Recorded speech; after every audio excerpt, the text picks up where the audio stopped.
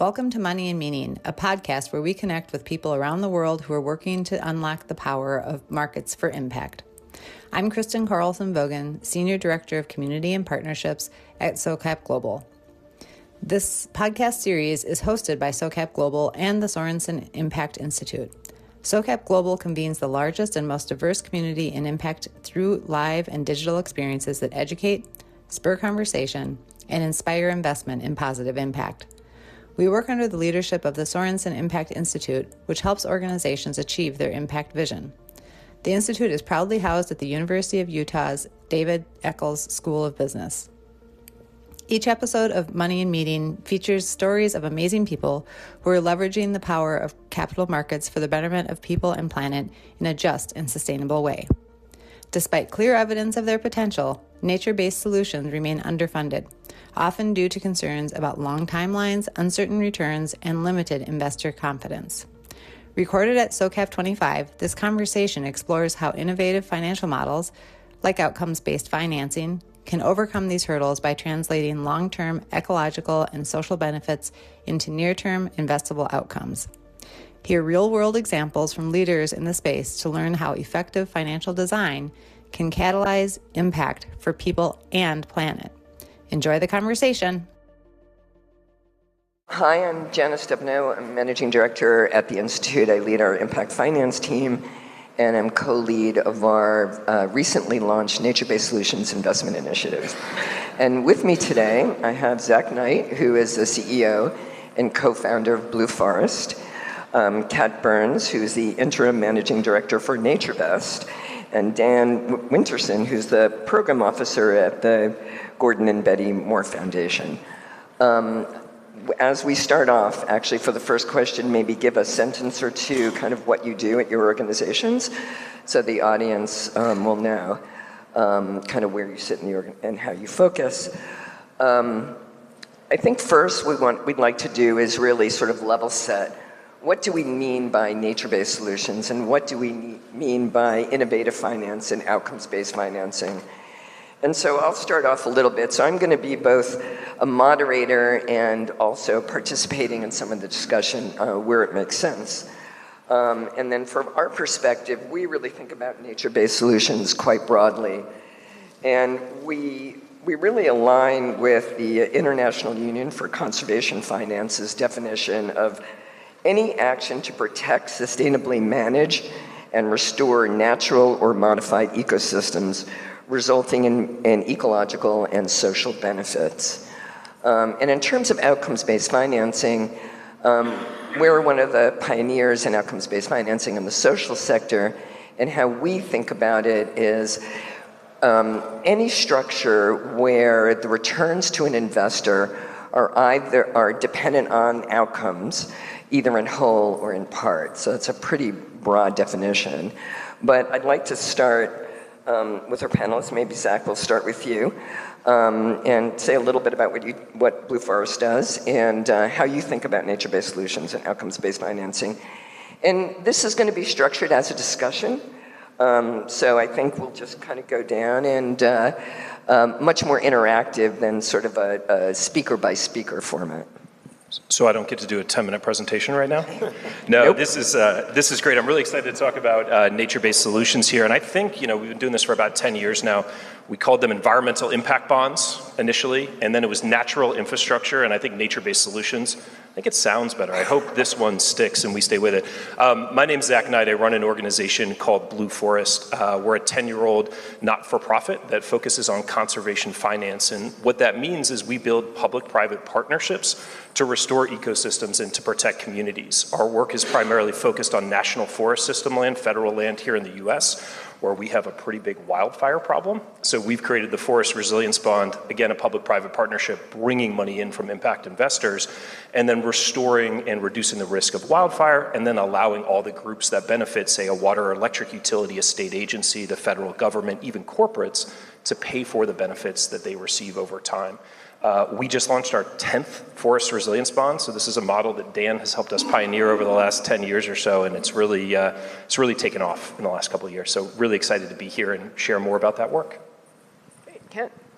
Thanks, Janis. Hi, everybody. I'm Kat Burns. I'm with NatureVest, which is the Nature Conservancy's in-house impact investing and sustainable finance team. So the Nature Conservancy is a large global organization working in 82 countries, I think, and 6,000 people around the world. But NatureVest is a small, mighty team of 40 of us that are focused on impact investing solutions that create climate and biodiversity outcomes alongside financial returns. So we have also been around for about 10 years, so we've got a lot of decadal experience here. And we've been working in private equity, we've been working in corporate and sovereign debt. I'll give some examples of that work and that portfolio as we go along here. But when I think about nature-based solutions and outcomes-based financing, on nature-based solutions, really the way I think about it is where nature, so through how land is managed, how land that's protected or restored, how that can provide solutions to societal challenges. So climate risk, increased wildfire, things like that. So challenges that we as a society face that can be addressed by investing in nature. So that's what nature-based solutions look like for me and for the Nature Conservancy. Outcomes-based financing, I think these two have already pretty much nailed it. Anytime you've got a return that's tied to the delivery of an outcome, outcomes that are agreed upon in advance and that are built into into the agreements for your whatever your financial structure is. So I'll leave it at that and turn it over to Ben. Thanks. And you all did such a good job defining those terms. I can just introduce myself. I'm Dan Winterson. I work at the Gordon Betty Moore Foundation. Some of you may be familiar with the foundation. It started by Gordon Moore about 25 years ago. We focus on two main areas, environmental conservation and science, and I believe we're the largest private foundation focusing on conservation. I do a couple things at the foundation. I manage our Bay Area conservation portfolio and also our program-related investing portfolio. Everything the foundation does is outcomes-based. As Zach knows, if you get either a grant or investment from the foundation, the core element of that is the outcome table that defines what's going to be achieved. And I think you all define nature-based solutions well. I'd say it's my favorite type of investing because everything that you do that's a nature-based solution, almost by definition has to be creative. Because traditionally, conservation or environmental restoration is a negative proposition from financially, right? If you're taking a forest out of production, out of timber production, you're forgoing money. If you're restoring a wetland, you're spending a lot of money. So how do you promote nature while still having a successful financial model? And it really forces creativity and innovation. Great, thank you. And Dan, to start with you, we'd like to have a discussion among our panelists about what has worked and what hasn't. But Dan, you in 2014 did sort of one of the first surveys of the conservation market. And here we are 11 years later, math serves me correctly. And, what have you seen, what has changed?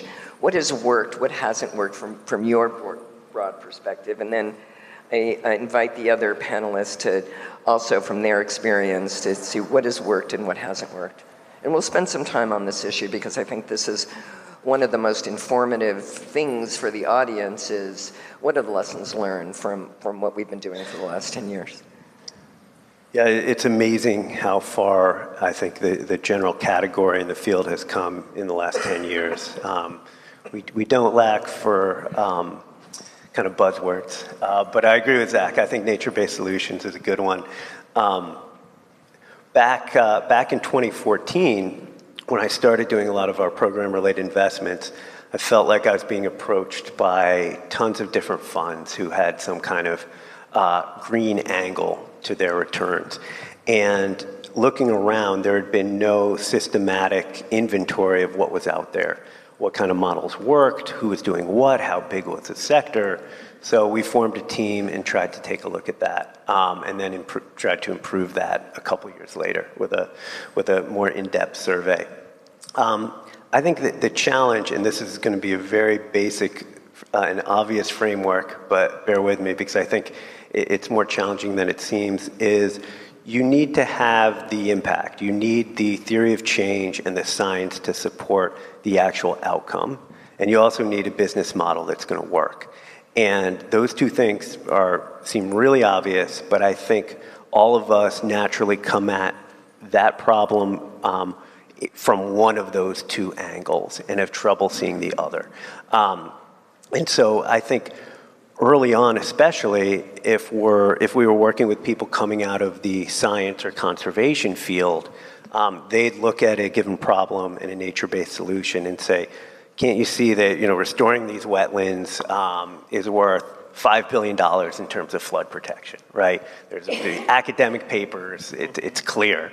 But it doesn't really matter if you don't have a business model where someone's willing to pay for that.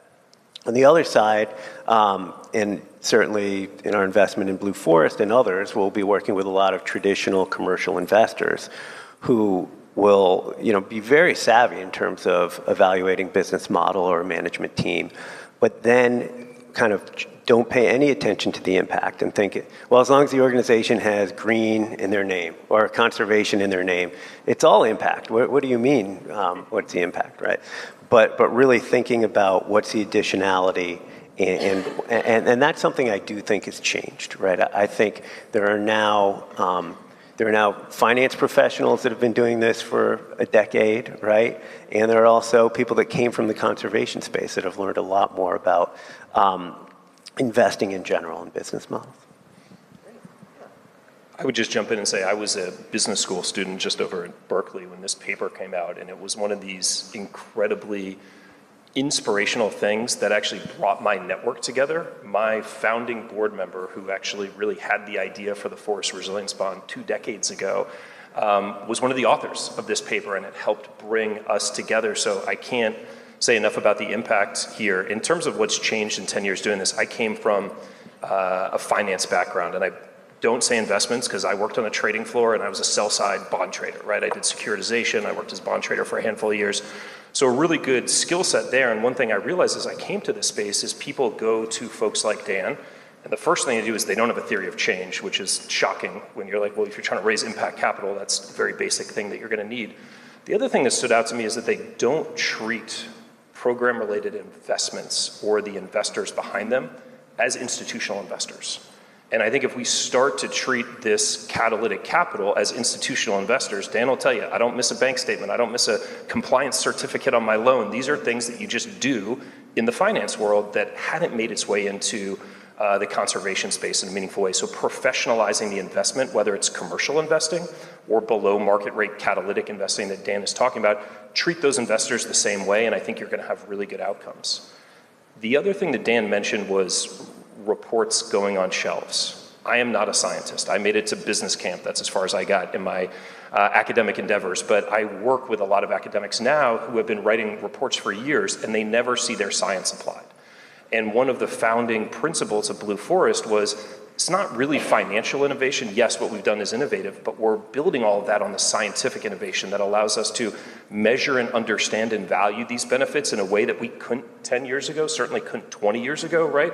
So I like to point out to folks like, yes, we have a business model. We've been able to innovate that. As Dan said, that's a super important piece, but that is all reliant on this applied science piece so that we can really understand the outcomes and not say, here's another report, I hope you read it, but let me work with you on creating some shared value here and how we look at these things. Yeah, I'd love to build on the science piece. I am a scientist, so I'll geek out a little bit. One of the transformations I've seen over the last decade is around the rigor that we can bring to measuring and validating outcomes. And I think that gets really important when it comes to outcomes-based financing, because you have to be able to measure, quantify, validate the outcomes that are being delivered, because they're linked to returns, right? So the more mature our science has gotten around measuring the outcomes associated with nature-based solutions, the closer we can get to really giving investors confidence that if they link, the impact that's linked to the returns is bona fide impact. I mean, it gives the whole system more strength.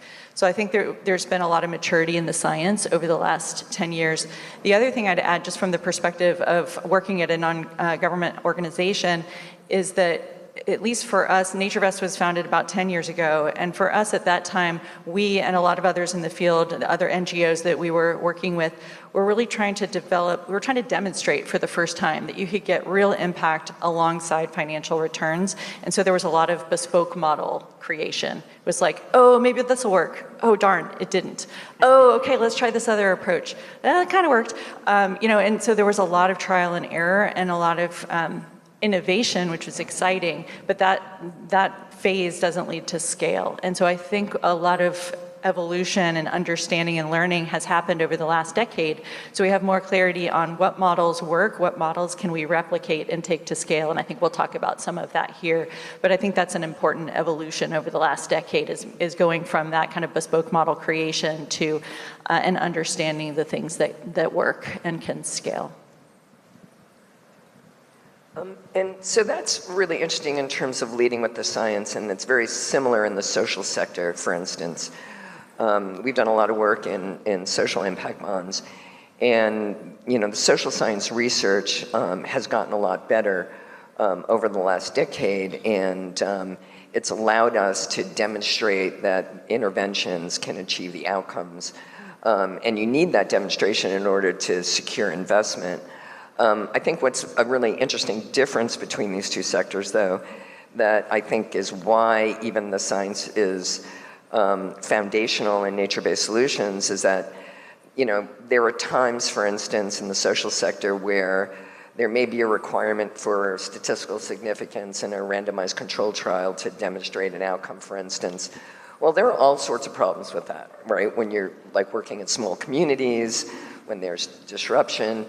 And every now and then you really have to ask yourself, are you doing science or are you doing finance? But in nature-based solutions, the science and the finance are really one in many ways. And because, if you miss a target in a social intervention, it's not optimal, but it's not catastrophic. But in nature-based solutions and in climate, we have targets that we have to reach so that we don't have catastrophic consequences. So there's no conflict between science, I think, and finance and nature-based solutions, where there sometimes is in the social sector. But I'd also like to think of and find out what's your example of a structure financing mechanism that has worked and could be scalable, and one that hasn't. And I'm also would love for Zach to talk a little bit about the evolution of his model in terms of the structure, because I think this is very informative as well. But Dan, maybe we'll start off down at your end. And, sure. And an example of what has worked really well and one that hasn't worked. I have an example that might fit both categories. I think it's something that is great in theory and can scale, but it was one of the first investments I made after joining the foundation, and it's something that ultimately didn't work. And I think the last time I was at SOCAP, I talked about this example and was hopeful. It's water quality trading, in particular temperature credits. So I'll give a quick background. So in certain watersheds where temperature is an issue for fish, any regulated entity that discharges into a waterway, the water that comes out has to meet certain temperature thresholds. So the traditional solution to this is building a cooling tower, which is a very expensive piece of equipment, right? $10, $20, $30 million. So the innovation here that one of our partners came up with is, can we restore the stream banks of these waterways, plant trees, and shade the streams and rivers? And it turns out if you do this, especially in the right places, you can reduce the thermal load much more effectively than the cooling tower and at a fraction of the cost. So it's one of these win-wins. There's also a win for the local economy because the jobs are staying local rather than buying a cooling tower that's manufactured overseas. So it seems like a great solution, right? You sign leases with the landowners, you plant trees, you reduce the thermal load even more effectively than the cooling towers. It should work. And our partner got this approved, was selling credits to companies, to wastewater treatment plants, really took off. So this is something that seems like it could scale too, right? You could do this. And anywhere where temperature is an issue, and where it's not an issue, you could restore stream banks for things like runoff, nitrogen or phosphorus, fertilizer runoff. So this worked well for a while. And the problem, and I think this is a problem not just here, but any regulation-dependent investment, and this is dependent on the Clean Water Act and how it's specifically enforced. And in this case, there were some environmental organizations that sued the state DEQ about how they set their TMDLs, their total maximum daily loads. And they were right. There was a flaw in the methodology on how they set those. Now, the flaw would have benefited our partner. It would have made their credits even more valuable. But the practical effect of it was it halted water quality trading because they could not issue any more credits. And that was the engine for the investment. So ultimately, our partner pivoted very successfully into some other areas in order to pay us back as a loan, a private loan. But when you're dependent on regulation, that's a real risk in this field. If you don't mind, I know the organization he's talking about, and the CEO was a mentor for me in the early days of Blue Forest. I just want to echo what Dan had said, and the advice that I got was these credit systems can be really, really powerful. The demand pull that can be created through that regulatory mechanism, super important, especially convincing funders and investors that you can do something like this. But when you rely on that regulatory pressure, things like this can happen. And the big pivot for us that this unlocked was to say, we actually don't need a credit when it comes to enhanced water quantity or protected water quality. What we need is a bilateral contract with a water utility, right? Because there's no way that someone can get in between that and do any of the things that Dan talked about. And also when you think about it, it's an incredibly localized benefit. When you think about things like carbon credits, like yes, we should pull carbon out of the air, that's a good thing. Where we do it matters somewhat, not so much. On a water side, it is 100% a local benefit. And a lot of nature-based solutions aren't considering how localized some of these benefits are. And it's a carbon trading thing. Great, we'll talk more about that, I'm sure, as the panel goes on. But acknowledging the localized nature of the benefit and directing it to the group that actually benefits from it, shouldn't be a novel idea, yet it is in this space for some reason. Anyway, sorry, I didn't mean to interrupt you. No, it's a great point. And I think something that Janis mentioned for you is about your organization too, is the ability to pivot when these challenges come up, I think is absolutely critical. And I think that's one of the things that, I know Zach, we've been working together a long time. And one of the things that I think Blue Forest has done really, really well is you haven't been wedded to a given model, right? And you've been willing to learn as you go and adjust. And that's hard to do, especially when some of your funders, I know, were pressuring you in different directions, right? Pressuring you to scale, pressuring you to have these formal outcomes-based contracts. Dan, I wanted to double click on one of the things you said, which was you have an example where it was kind of an example of both what works well and what doesn't work.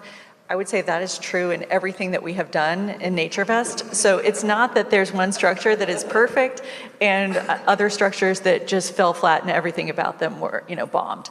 It's always a combination, but I think that the key is that in the portions of these things that don't work, we need to learn from. And so gradually we need to share, right? And so gradually we collectively move towards things that have more attributes that work really well and fewer attributes that don't work. I will give an example. Should I just go ahead and share an example? Okay. I'll give an example of something that mostly works, but acknowledging that there's some kinks in the system as well. So one of the Nature Conservancy's kind of hallmark strategies in terms of conservation finance is something we call nature bonds. It's sovereign debt, basically. So we're working with countries who are struggling with their sovereign debt. Places like Belize, Ecuador, the Bahamas, and we work with them to refinance their commercial sovereign debt. And in exchange, so we bring parties together to, in essence, refinance their debt so that they have improved terms that they then can see a pathway to being able to pay off over time. And in exchange, because those improved loan terms then create some debt savings, that debt savings can be applied to achieving conservation commitments. So typically in these deals, and we've done 6 of them, 6 different countries, and our pipeline is growing, our portfolio is growing. Typically we set specific land protection targets with them. Sometimes there's particular ocean protection or ocean management targets. And so they, in order to achieve or to continue to benefit from these improved loan terms over the years, they have to meet these targets, these conservation targets. So we work with them to make sure that they are set up, they have the debt savings are basically put into a conservation trust fund that then pays for that conservation work to carry out. But if they don't achieve those, then the improved loan terms don't apply anymore. There are financial repercussions. And I think that's an important part of outcomes-based financing is it's set up in a way where they're incentivized to deliver impact, but also that in some cases, in particular for nature bonds, there have to be penalties if the impact targets are not achieved. And we of course work as partners with these local governments to achieve the impact. So it's not like we say, good luck to you, let us know how it's going. We're definitely part of that. So we've done 6 of these deals so far. Together, it's brought about $1 billion extra to conservation in these places. Most of these countries are places that don't have extra funding lying around to deliver conservation. And most of the conservation benefits are things that then, create better human welfare, improved air quality, water quality, things that give back to those local populations as well. So this is something that we see as a replicable model. We are replicating it. We're working with partners who are beginning to replicate this outside of the work directly with the Nature Conservancy. So that's one example, I think, of a scalable model that works fairly well. Right, let's talk about failures. What hasn't worked? So we've done 10 of these now, and if you looked at the first loan agreement that we wrote to National Forest Foundation versus what we do now, there were a lot of changes that were needed. A lot of the sideboards that you might lay out in an operating agreement for financing vehicle and SPV, we really had to be more thoughtful about that. I think one of the biggest innovations, though, for us was we did these projects as one-off financings initially, and we did the first one, and then we did the second one, and then we heard from funders like Dan and market rate investors like the insurance companies that we work with, and they said, you kind of made this up. You know how to diligence this better than we do. Why don't you raise a pooled vehicle that can invest in every project as they become ready? And it's been an enormous unlock for us. We've launched 5 projects this year, and if I had to fundraise and structure each one of those 5 projects, I would not have launched 5 projects this year, right? So by aggregating the investor piece into that's been an incredibly valuable thing. But also keeping that consistency once we got a loan agreement that worked, for instance, keeping that consistency so all the partners that we lend to, it's uniform across the board, the management, the maintenance, all of those things I think are super, super important from that perspective. The other piece of things that really haven't worked, a lot of people, we work in the forestry space. We work mostly on public lands. And for those that are familiar with public lands, they're owned and managed by the federal government. And that can be more challenging in the current time that we have right now. But in the last administration, the forestry space spent 4 years trying to create carbon credits on public land. It never once worked. There were entire business models baked around doing forecasted mitigation units or whatever the heck they were going to call them. And I think it's just a really good example of if any of that energy had been put in anything else, that carbon stuff's not going to happen now for the next 4 years, probably not going to happen after that. That's a really good failure that I think our sector needs to take in and internalize a little bit. We're trying to make everything fit this one box. Maybe that's not the solution over here. And the last thing I'd call out, there's not much research on conservation finance, which is why I think Dan's piece is so important here, but the University of Wyoming just put out a study and they evaluated a bunch of conservation finance mechanisms, and the Forest Resilience Bond was one of those, and another one was by a great group called Quantified Ventures. If folks know them, they did the environmental impact bonds, DC water bond, handful of other utility sort of outcomes-based financing, but the work in the forestry space didn't work. and they dug into why it didn't work, and it was largely because of how loan agreements between the counties were set up. Boring, I don't want to get into it. But I think it's important for all of us to learn from that, because this has been one of the most successful conservation finance developers out there, and it didn't work here. Why is that the case, and what do we need to learn from that? Yeah, that's great. And it really sort of brings up, you brought up really two issues that those of us in finance think, regardless of the sector almost, think about all the time. And one is standardization, because that's kind of what you've done with some of your loan contracts, and aggregation and scale. And so it's interesting to see how the Blue Forest model has evolved to incorporate aggregation and also the standardization of your loan documents. But there's always been this conflict, both in the social sector and in the ecological sector, of how do you have a community-led project that fits a community, but the financing is standardized in some ways. So to me, these are two very conflicting things. And so I'm curious how your organizations think about that, because, and do we need standardization to get to scale, right? I think, and to attract institutional investors, for instance, which is, the other sort of source of large liquidity other than public finance. So I'm just curious, and maybe whoever would like to start. Sure. I'll start. And I think this is a complex issue, because I think, and I'm going to argue a little bit on both sides of this, because I think there's standardization of measurement, which you absolutely need as an investor to compare different investments.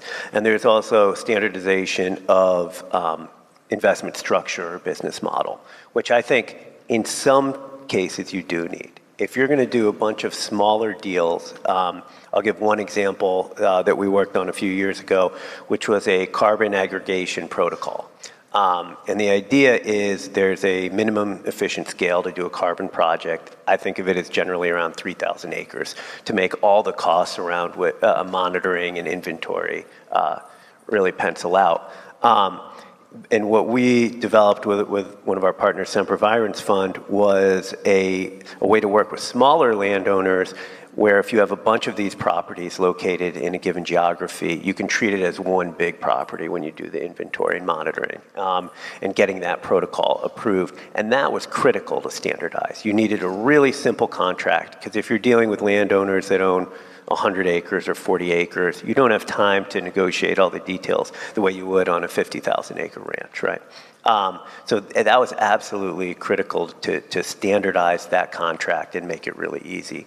But I do think not everything has to be standardized. If you're working on, say, the 50,000 acre ranch, if you're working on a big deal for conservation, it's okay to be bespoke, right? There's impact in that, and not everything we have to do has to be replicable and scalable, because we're not the only actor either. There's lots of different organizations trying to do this. So if what you're doing is important, if what you're doing has enough scale, you don't have to not do things just because they're not standardized. Yes, that's a really great insight, that a lot of it has to do at what scale are you working in the first place.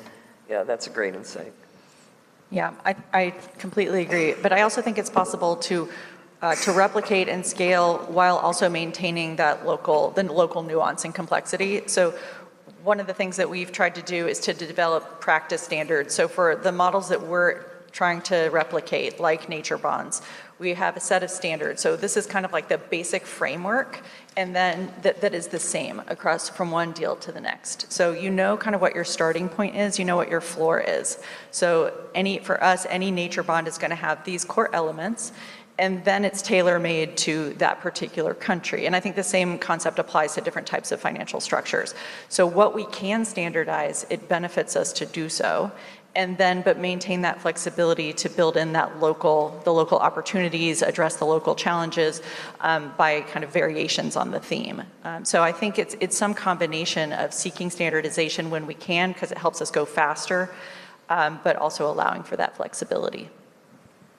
I think I'm going to go in a little bit different of a direction here. Our projects are pretty standardized. Again, we're working on national forest units like the Tahoe National Forest or the Palumas or the El Dorado Forest that are served water in this area.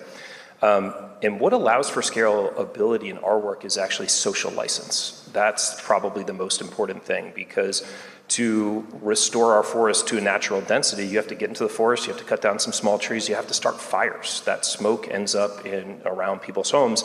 It is protecting them. It is a good outcome that we want to see in this case, but it doesn't feel natural, especially if you're doing this up in Tahoe and it's like, oh man, that's my third home. I only get to come here on the whatever. Sorry, I don't have a third home in Tahoe. But if I did, I'd be really pissed that there's smoke around my home on the weekend. So only burn during the week. Just kidding. But you know, it's some of those pieces of it are really important. And when you think about who's going to do the best work in the woods, it tends to be local people working with a local rancheria or a tribe that has been doing this not for 4 generations or 5 generations like everyone in California has talked about, but like 100 generations. And that traditional ecological knowledge of how forests have been managed in the past really successfully is absolutely something that we need to bring back. And at Blue Forest, we're never the local organization. We are always partnering not with like a big NGO like the Nature Conservancy, but the South Yuba River Citizens League that nobody here has ever heard of, because they're a part of that local community. And when we do our NEPA or we do our CEQA, which is the environmental planning along with these, we don't get comments, we don't get objections. We get positive comments on the project because the community has been engaged, and it lowers those barriers to do work at the scale that Dan is talking about. And I think that's the most important thing. When you look at how we manage public lands, we don't have enough money, and we do these random acts of conservation everywhere that don't get to the scale of work you need to see real meaningful benefits for downstream water agencies, utilities, state agencies, other groups like that that really care about this stuff. I think you've also, there's certainly some standardized elements of what you do, right? And the Yuba 1 project looks a lot like the Yuba 2 project, but you know, the most recent time that we worked together, now you're doing it on private lands in a whole different landscape. And I'm not saying there's nothing transferable, but I wouldn't think of it as a standardized product, right? It's a lot different. It's a lot of business development that you have to put in to structure these different situations. That's great. So where do you think the opportunities are to scale outcomes-based financing and nature-based solutions? Is it forests? Is it water? Is it agriculture? And what are some of the elements that we need? I mean, the first thing that I think about is you need outcome payers, right? You need, if it's a traditional outcomes-based financing, and I say traditional, I don't know that that really applies in this space since everything is fairly innovative. You know, nature bonds are really an evolution where you don't really, you're refinancing debt, so there is a payer, right? But they're not necessarily making a payment for an outcome the way the forest resiliency bonds, you know, were first engineered, and the way most social impact bonds or environmental impact bonds are structured. But, you know, so where do you see the potential in terms of scaling this model, securing outcome payers, and what types of metrics do we are better suited for outcomes-based financing? And I think we can talk a little bit about measurement in there, and let's talk about that. I have one follow-up question, but let's talk about that first. Sure. Jump in. I can start out, and I'll pick up on something that Kat said. The areas that I think we're going to see the most growth, or we can't see the most growth, are the ones that are most measurable, right? That just lends itself to this kind of approach. And if it's hard to measure something like species abundance or biodiversity, sure, you can work and you can develop some biodiversity credits. I know there's some interesting developments there and potential, but it's a lot harder than something, say, like water, which is measurable. And that's an area where we've invested in quite a bit, I think both in groundwater and surface water.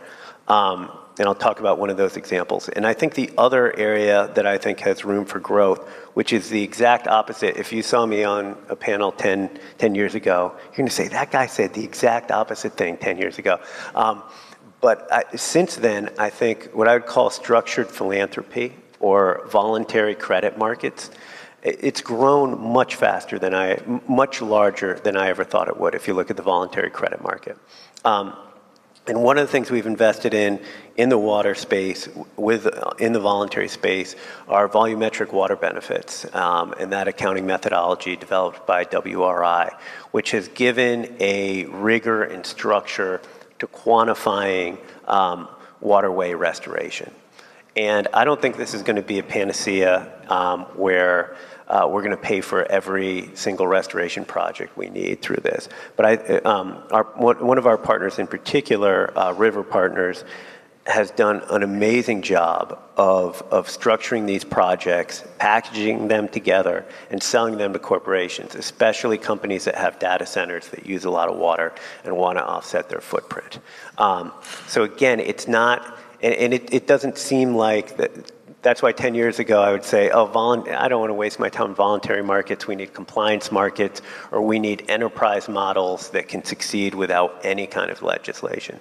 But these voluntary markets, there's real money being put to work now, and I think taking advantage of that, seizing that, and getting actual work done is a real opportunity now. I think, so a lot of what you said is exactly what was on my mind. I think being able to really measure well the outcomes that are being delivered is core to all of this. And I would add that being able to predict what outcomes are going to be delivered is really important. And so there are some areas where we're getting quite good at that. And I would say with advances in how we model carbon, we have a really good understanding. You know, there's a variety of ways to do it still. The field is emerging, is evolving fast. But we have a much better read on, you know, what are the carbon credits that we might be able to count on 10, 20, 30 years from now. We have a pretty good way of being accurate about those forecasts, much more so than we could have 5, 10 years ago, right? So I think that the science is evolving in a way that makes outcomes-based financing more viable, more attractive, more of a, you know, an investment proposition.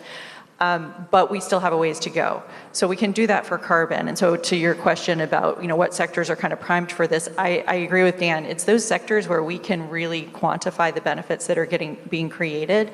And so I think as a field, we need to identify where are the gaps. Where are the places that we can't right now quantify those benefits very readily? Let's put some funding into that, some attention to that, so that we can create more investable opportunities, you know, in other sectors. So, and if I could steal the mic for another couple of minutes on pain points. So Zach was talking about like what's not working, what's painful, and this does get back to the question that you've asked us to talk about. But one of the things that's been really, I think, the hardest for us at the Nature Conservancy is the recognition that the nature-based solutions benefits that we're seeking to create happen on a kind of a long timeline.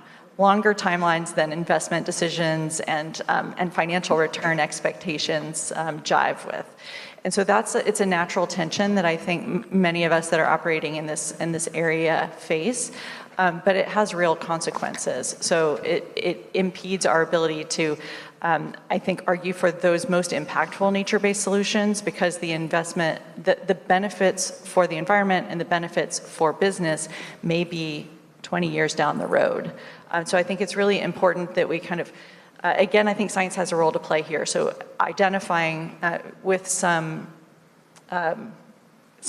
accuracy and some trust that, hey, we're going to have those benefits are going to accrue over this timeline. It might be decadal, but you're going to get there, and it has these benefits for your business. So I think that we need improved science that helps us get a little bit more comfortable, helps investors get a little bit more comfortable with the fact that these benefits may not be realized for quite a while. So to follow up on that point, so one of the things we've been really successful at doing in the social sector is looking at what are those rigorous short-term indicators that are predictive of long-term outcomes.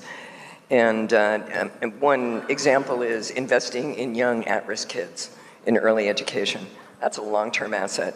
Most of the payoff happens when they graduate. But we also have really good research that says if you're ready for kindergarten and on grade level at third grade reading, you will hit those long-term metrics. So we were able to structure outcomes-based financing contracts based on those short-term metrics. And so we think there's an ability to apply that type of reasoning. And one of the first things is, what are those science-based short-term indicators that are predictive of longer-term outcomes in each of the sectors? And it's some of the research that we're hoping to do and then pilot, including some of these short-term metrics into outcomes-based financing contracts. And so I think the other opportunity is to stop monetizing the social outcomes and social co-benefits directly and explicitly in nature-based solutions, where you might have, in carbon credits, for instance, you might have higher payment amounts because of the co-benefits. But it seems like there's really some money being left on the table for those social outcomes that can be measured and quantified. So I think there's some opportunity there to take what we've learned in the social sector and apply it in the nature-based solutions sector. But, yeah, I was going to say there's a lot of overlap too. I want to double click on Dan's point about water, and then I think a good mix of social and environmental could be things like wildfire smoke, right? In terms of the human health impacts and some of that, so we can touch on that. So Dan said water. Why did Dan say water? Well, water is a scarce resource in California. About 65% of our developed water supply in California actually comes from snowpack and the Sierra. So the water comes from the forest. Not everybody knows that. That snowpack in the Sierra holds more water on an average year than every reservoir in the state of California combined times 2. So when we use the term like natural infrastructure, why does it matter if our forests are healthy? That is where our water comes from. And one thing we've thought a lot about is that if a proven environmental intervention is effective, we've focused on wildfire risk reduction and ecological restoration at Blue Forest, public lands and private lands, as Dan mentioned. We actually believe any proven environmental intervention that requires this multi-stakeholder solution would really use the same financing model, right? We set up a project-specific SPV, people lend to that, there's different outcomes, buyers, contracts, however you want to talk about paying into some of that, and we've started to do this in the riparian restoration space as well, and I could see it, sort of going on from there. In terms of benefits that we're not monetizing, I already talked about carbon. We work on public lands. It's not an option for us at the moment. It probably won't be in the future. But we did a great study with the California Council on Science and Technology related to wildfire smoke. We understood the human health impacts of this in Fresno after the big wine country fires. In Napa and Sonoma, which is 200 miles away from Fresno, there was a huge uptick in the Central Valley in asthma, stroke, heart attack. And that was from particulate matter in wildfire smoke. So we know that it's bad.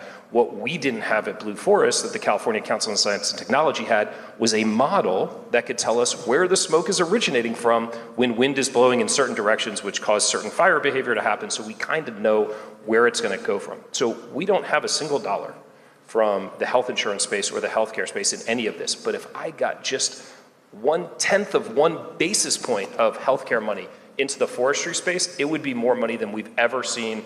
Forget the Inflation Reduction Act and the bipartisan infrastructure law and any of that. Like, this would be orders of magnitude larger than that. So it's worth doing even if we haven't been successful yet, I think. Yeah, and that's something that we actually have been very successful in the social sector, is monetizing those health outcomes. And so I do think there's an opportunity to revenue layer and make some projects that don't pencil actually pencil. Well, please join me in thanking our panelists, and thanks very much.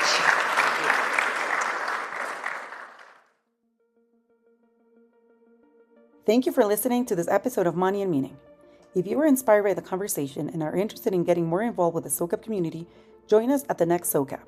Learn more and register at SOCAPglobal.com. Be sure to subscribe to Money and Meaning wherever you get your podcast to be notified of our next episode's release.